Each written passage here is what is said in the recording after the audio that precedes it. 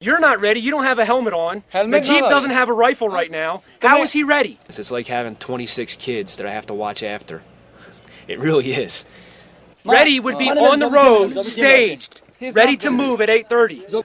I think if they introduced drug testing to the Afghan Army, we would lose probably 3/4 to maybe 85% of the Army.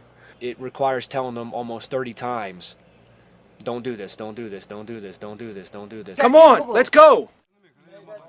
Building up Afghanistan's army is one of the mainstays of the US exit strategy from this war.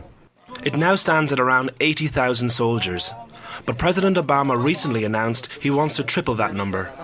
These US Marines are embedded tactical trainers, also known as ETTs, and their job is to mentor the fledgling Afghan army. Check your soldiers, make sure they're good.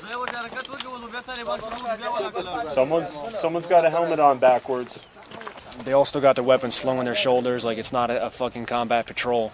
I know we're supposed to advise them and everything like that, but they're supposed to be able to conduct tactical operations without us. So if I wasn't standing here right now, it makes me wonder if a dude in a bright blue shirt would be going into the mountains, and he probably would be. You get over here and you walk into a whole squad of A&A smoking hashish. Assalamu alaikum.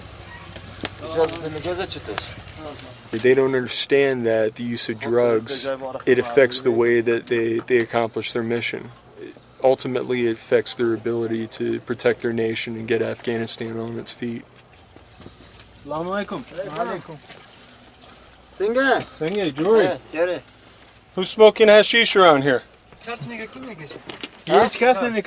smoking hash? We're gonna find them.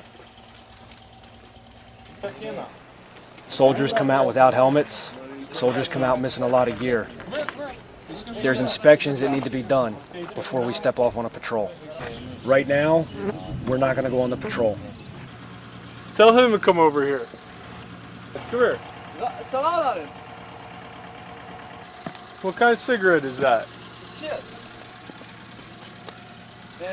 What? Why are you throwing away your cigarette? Aren't cigarettes worth a lot of money here? Hashish. Hashish? Hashish? No hashish. Yes, hashish. You smell this and you tell me that's not hashish. It's not just a complete lack of discipline. Lack of strong leadership is also a big problem. This army is really upsetting me now. In fact, you can't really call it an army at all. I'm just losing interest in it. But what can we do? They've recruited totally the wrong kind of men. They're all stupid and ignorant. These young men are a bunch of delinquents. They're only here because they've been driven out of their villages for misbehaving. You have to figure out what motivates your soldiers. And you need to get that sense of nationalism that, that Afghanistan can be a good country, that, will play on a global scale with all the other countries, that can stand up to Pakistan, that can stand up to Iran, and be, the Afghanistan of history. I've talked to them like this many times. I've gone over it again and again. But they just come for a short while, and if they don't like it here, they just desert.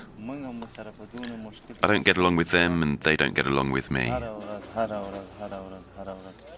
Promotion in the Afghan army often has more to do with family connections and money than ability or merit. This provides little incentive to the average soldier. When you look at the enemy, they have performance-based promotions where, if they do a good job, they get promoted, vice who they're related to. And you kind of have to respect that in a way.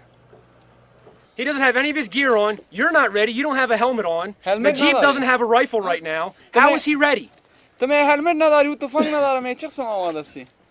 would be on the road, staged, ready to move at 8:30. Okay, he's not going. Come on, let's go. After 7 years of training, many Afghan troops still lack even the most basic of soldiering skills. There you go. Good, there. I give a fuck about your chai. I care about the mission. and they are facing a well-trained, highly motivated and experienced enemy that is steadily gaining ground. We are a little better than we were, and I hope in the future we'll improve some more. But in the meantime, the international forces have to stay. They have to stay here to help us.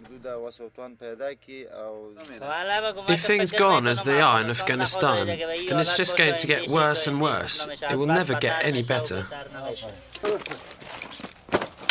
President Obama has allocated 4,000 more military trainers to the Afghan mission. Whether that will be enough to stem the tide of the Taliban advance remains to be seen. Walked down here, the A&A weren't dressed, weren't ready, didn't have their gear on. Just now getting their gear finished up. No inspections happened again, I can almost guarantee it. But still, time means nothing to these guys. If I told them that the douchemon was going to drop a bomb on their head at 8:30 in the morning, they'd probably be drinking chai at 8:29.